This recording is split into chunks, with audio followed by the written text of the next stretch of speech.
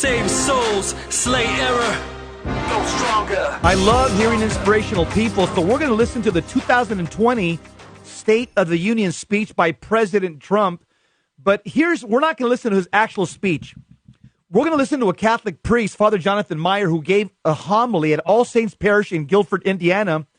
He gave an analysis of this speech. We're going to take little sound bites from him every segment. Then Terry and myself will make commentary. Yep. Mr. Engineer, can you play the first clip that we have? And every human life, born and unborn, is made in the holy and almighty image of God.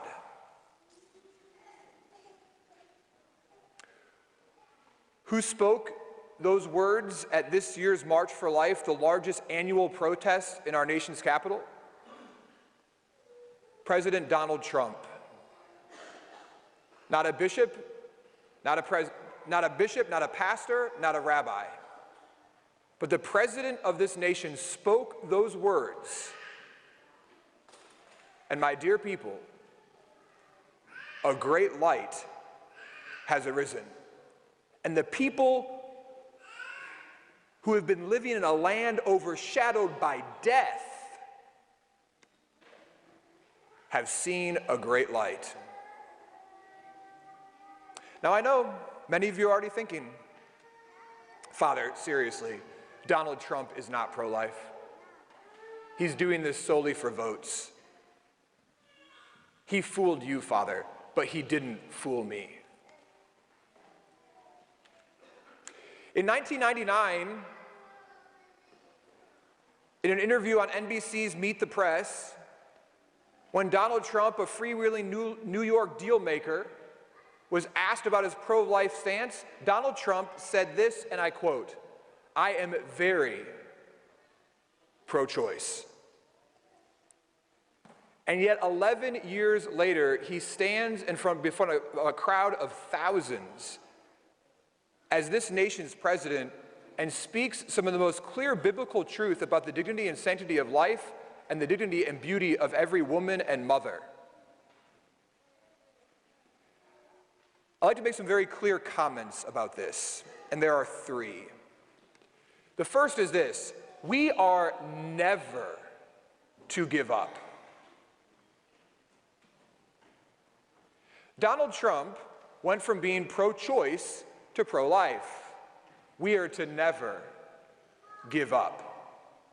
The reality is that people can change. The reality is that people can convert. The reality is that conversion is possible for everyone. Abby Johnson was the director of Planned Parenthood and was responsible for the death of hundreds of thousands of unborn children. And yet she converted, as now the author of a bestseller book, Unplanned, and a major motion picture. Norma McCorvey, who was Jane Roe in Roe versus Wade, who never had an abortion, but was pro-choice, converted, and died a Roman Catholic preaching the gospel message of life. Dr. Bernard Nathanson, who was known in America as the abortion king and the founder of NARAL, and who was the doctor behind Roe versus Wade, 3 years after Roe versus Wade, saw for the first time in his life an ultrasound. And on that day, when he saw a child for the first time in a mother's womb, he walked away from abortion and became one of the most staunch pro-life advocates and died a Roman Catholic. Dr. Alveda King, we just celebrated the feast. We just celebrated Martin Luther King Day this past Monday. Who's Dr. Martin Luther King's daughter? Dr. Alveda King, who had 2 abortions, but then through the grace of God converted. And when she realized that abortion and Planned Parenthood were designed specifically to snuff out the black population in the United States of America, became one of the greatest staunch advocates for the pro-life cause, particularly for black people in the United States of America. We have in this church right over on your far right the statue of St. Paul. Who is St. Paul? St. Paul is one of the greatest authors ever given to Christianity. He has more written words in the Bible than any other author in the Bible. And yet St. Paul spent his life killing Christians.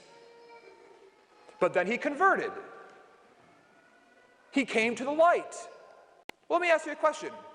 Do you think when the first Christians heard that St. Paul converted, that they believed that Paul had converted? No. And in fact, if you read Paul's writings, he mentions and speaks about how they didn't believe that he had actually converted. My dear brothers and sisters, we are to never give up on anyone. Whether it be their stance on life, whether it be their life of sin, whether it be the rejection of the faith in its entirety, we are to never give up. And Harry, Donald your Trump is thoughts? proof of that. Are you kidding me? Never give up, Jesse. Remember what my dad said. If you fall, I only have one question. Did you get up? And here's the thing that really moved me. His passion to come up and say this at the altar. Jesse, I guarantee you Father's going to take heat for this all the way up to in the Chancery office, because you know what? He was speaking like a prophet, and right now, many of these priests that are like that are getting reprimanded. I hate to say it, but that's just a fact. So I really respect Father for telling it like it is, but it was so inspirational because he pointed out that people can convert. I mean, he gave examples of Bernard Nathanson and others that have changed their view. And so now that President Trump is now pro-life, and he's in the most powerful position in the world, I might add, Jesse, and we have him as our president. I mean, are you kidding me? Father, thank you. Terry, I'll be honest with you.